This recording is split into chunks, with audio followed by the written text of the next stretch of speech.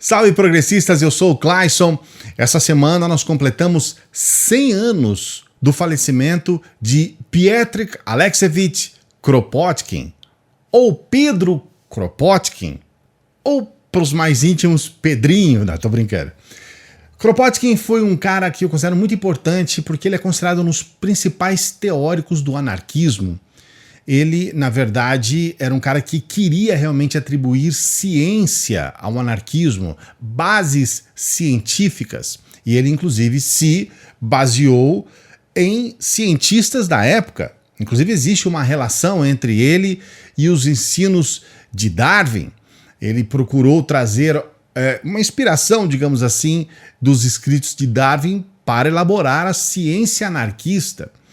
Ele, na verdade, foi um cientista, ele era um geógrafo e um cientista que procurou, inclusive, lá na Sibéria, trazer respostas para aquilo que Darwin estava escrevendo. Ele foi apresentado para esse livro do Darwin, né, A Origem das Espécies, e ele procurou trazer embasamentos científicos lá na sua área, né? Ele nasceu na Rússia e aí ele foi fazer esses estudos lá na Sibéria. Uma coisa importante, muitas pessoas não sabem disso, a família de Kropotkin é a família que deu origem à Rússia.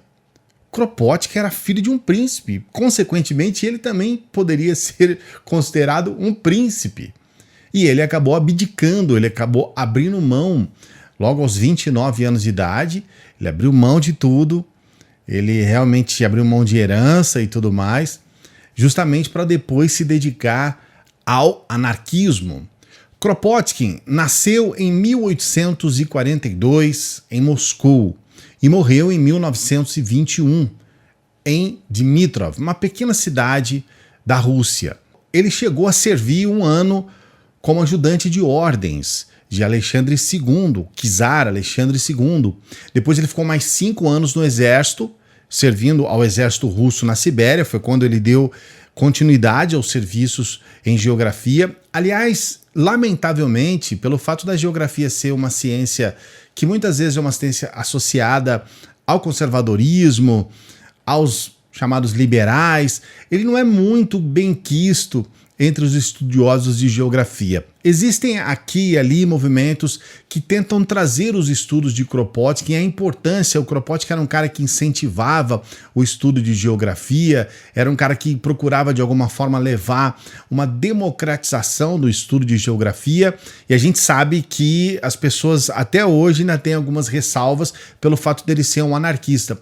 A anarquia, o anarquismo de uma maneira geral, sempre foi considerado algo um tanto quanto anticientífico. Há, sim, em alguns movimentos, há até uma certa ressalva. A gente sabe que os marxistas, por exemplo, nunca olharam com bons olhos os anarquistas. E os conservadores nem sequer sabem da existência dos anarquistas. Os conservadores ainda pensam que a anarquia está ligado ao que o pessoal chama hoje de anarcocapitalismo, que é algo completamente sem sentido, né? Essas duas palavras é uma loucura quando se juntam essas duas palavras, porque é como se você fosse falar assim, é um Jesus demoníaco, digamos assim, sei lá, um outro exemplo pior aí, né? São coisas que não cabem.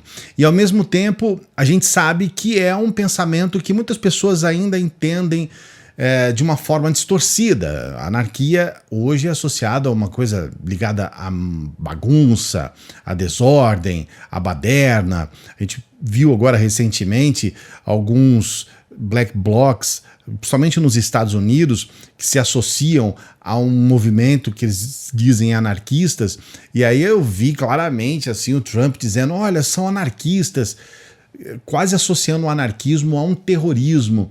E a gente percebe que ainda há uma distorção muito grande, quando, na verdade, nós temos um desenvolvimento científico dentro da anarquia, dentro do anarquismo. Existem, sim, propostas que eu considero espetaculares do ponto de vista social, e Kropotkin é um desses caras, um cara que procurou pensar o anarquismo de uma maneira mais técnica. Assim que Kropotkin abre mão da sua herança, ele passa então a dedicar aos estudos políticos e especialmente às causas sociais. Ele chegou a participar do Círculo Tchaikovsky, que era um círculo de revolucionários na Rússia, e chegou a ficar preso. Ele ficou preso por 2 anos. Ele fugiu da prisão já em 1876, foi para a Europa Ocidental, foi acolhido também por revolucionários emergentes e acabou conhecendo uma nova etapa da vida. Ele passou a escrevia artigos científicos para a revista Times e para a revista Nature. Inclusive a Nature é uma revista científica reconhecida até os momentos atuais. Na ocasião, ele começou a ter um debate com um sujeito chamado Thomas Huxley. Thomas Huxley é conhecido por 2 pontos principais. O primeiro porque ele tinha um apelido de Bulldog de Darwin. Ele era um defensor ferrenho das teorias de Darwin. E Darwin era um cara muito tímido. Então, o Thomas Huxley ele acabou tomando a frente dos debates sobre a teoria da evolução. Thomas procurava debater com todos para defesa, inclusive com autoridades religiosas, na defesa da teoria de Darwin. Kropotkin, ele associava o comunalismo, muito difundido lá na época, com o anarquismo. E ele trazia uma proposta que, segundo ele, era uma proposta natural. Na natureza, nós somos solidários. A natureza, ela só foi possível a evolução por intermédio da solidariedade. E Thomas Huxley fala exatamente o contrário. Ele afirmava que era a competição que levava à evolução. Nesse ponto, nessa divergência, o Kropotkin ele fez uma série de artigos para dizer que não, havia sim competição na natureza, mas elas não eram dentro da mesma espécie. Havia competição entre espécies, mas dentro da mesma espécie havia a cooperação, havia a solidariedade. É claro que existem muitos teóricos que falam a respeito disso, inclusive um dos grandes anarquistas, Malatesta, ele fala a respeito, a gente pode até fazer um vídeo aqui, se você tiver interesse, só sobre esse assunto, entre essa discussão, esse quebra-pau entre esses 2 anarquistas aí, né, o Kropotkin e o Malatesta, que inclusive é muito difundido aqui no Brasil. O anarquismo brasileiro é muito voltado também para esse pensador, e a gente pode trazer esse debate aqui para você, mas vai fugir um pouco do nosso objetivo de hoje aqui do vídeo. Na ocasião, esses artigos do Kropotkin respondendo a Thomas Huxley, que era conhecido, como eu disse, por 2 pontos. O primeiro, por ser o Bulldog de Darwin e por ser o avô de Aldous Huxley. Veja bem, Thomas Huxley era um conservador. Aldous Huxley, autor lá de As Portas da Percepção, autor de Admirável Mundo Novo, Aldous Huxley era um anarquista. O avô era um conservador.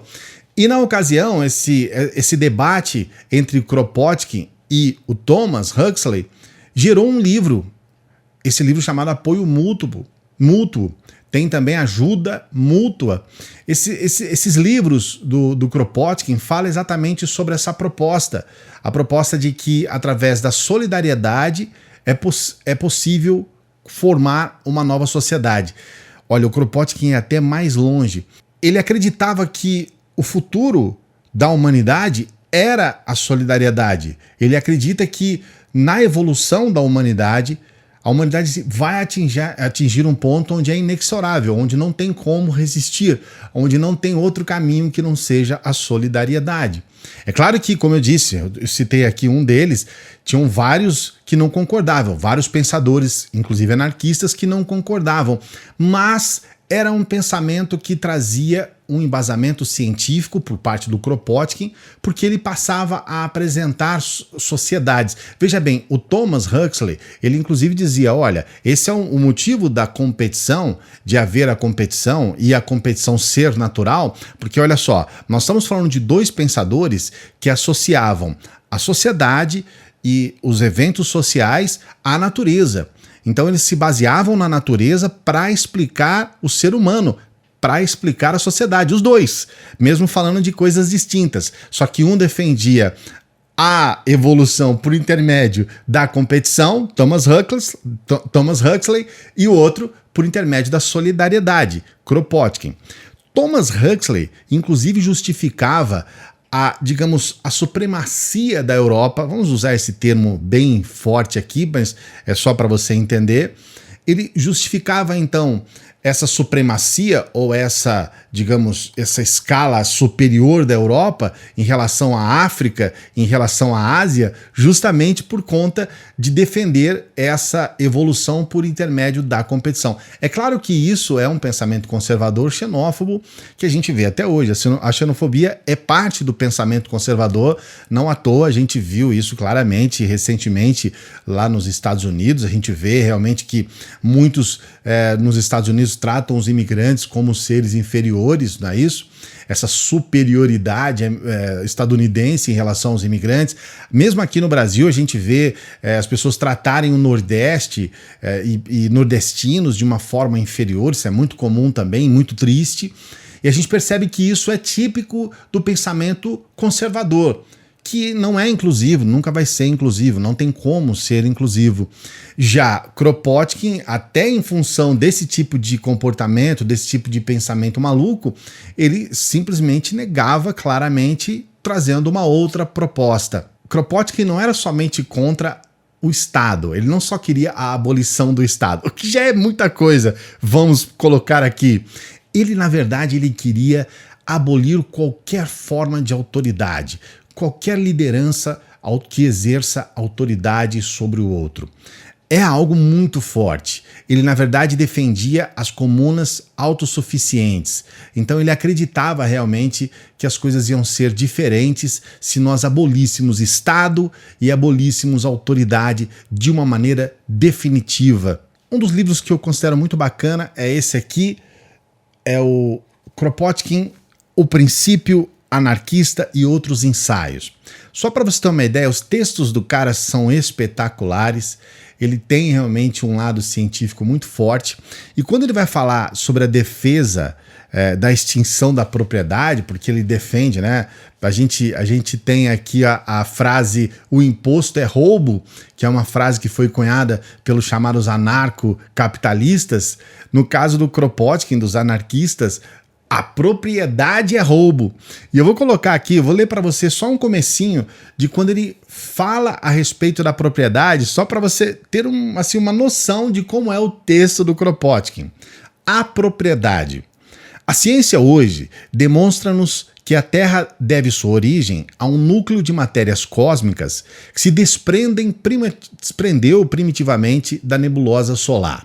Esse núcleo, pelo efeito de rotação sobre si mesmo em torno do astro central, condensou-se a ponto de a compressão dos gases levar a uma conflagração, e esse globo, filho do Sol, teve de, como aquele que lhe deu origem, brilhar com a sua luz própria na Via Láctea, como uma pequena estrela. Esse é o texto do Kropotkin quando ele vai falar sobre propriedade. Há um trechinho desse livro para te incentivar. Então, assim, além de ser muito forte do ponto de vista científico, ele procurava embasar realmente as suas propostas dentro de algo mais plausível do ponto de vista daquilo que ele gostaria de colocar como válido, como importante, como digno de atenção. Kropotkin faleceu no dia 8 de fevereiro de 1921 em Dmitrov, uma pequena cidade ao norte de Moscou. Kropotkin recusou qualquer ajuda do governo em qualquer momento da sua vida.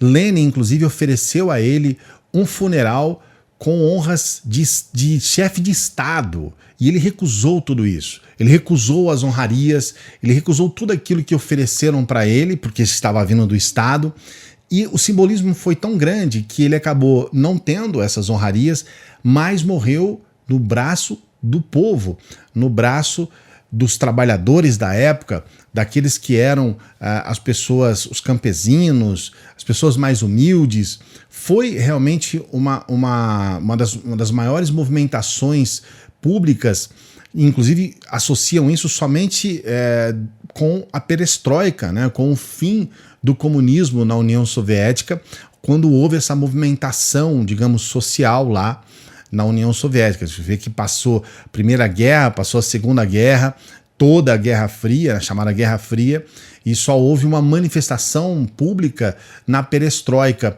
no fim da União Soviética. uma manifestação que fosse semelhante ao enterro, né, ao funeral de Kropotkin.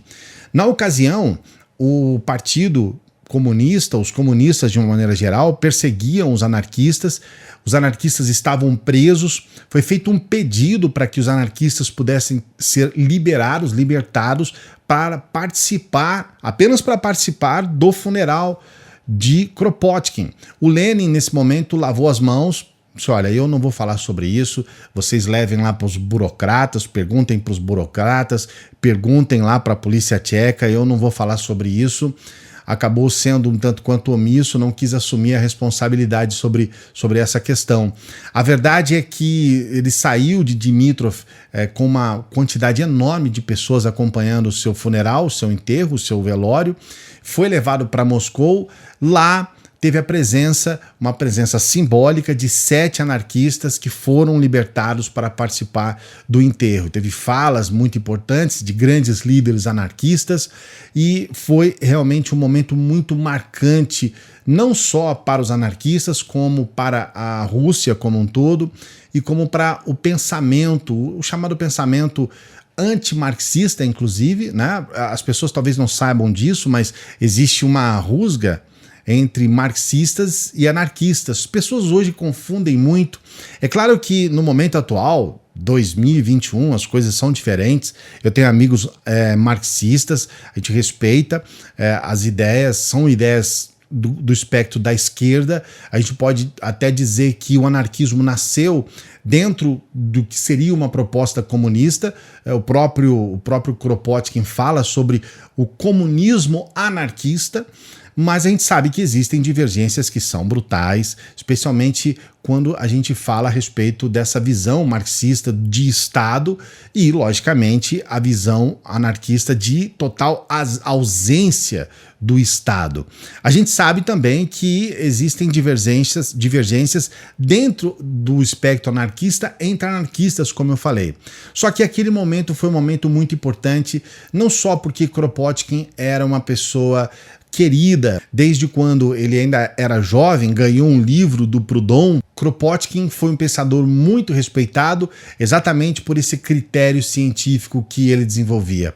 Se você quer mais vídeos sobre esse assunto, sobre o assunto anarquismo, sobre esses assuntos aqui no canal, você fala pra gente, coloca aqui o seu comentário. Se você quiser saber um pouco mais, se você tem algumas dúvidas, a gente está aqui para fazer essa proposta de fugir um pouco. Não vamos, obviamente, deixar de falar sobre os assuntos factuais, sobre os acontecimentos do Brasil, que eu sei que é o que vocês gostam. Muitas pessoas se inscreveram aqui no canal para isso, mas a gente às vezes pede licença. A gente sabe que esses vídeos têm um pouco menos de visualização, as pessoas têm um pouco mais de, digamos assim, de resistência para esse tipo de vídeo, mas se você gosta e se você quer, dá o joinha, não se esqueça de divulgar o nosso material aqui, os nossos vídeos, e a gente se encontra numa próxima. Espero que você tenha gostado.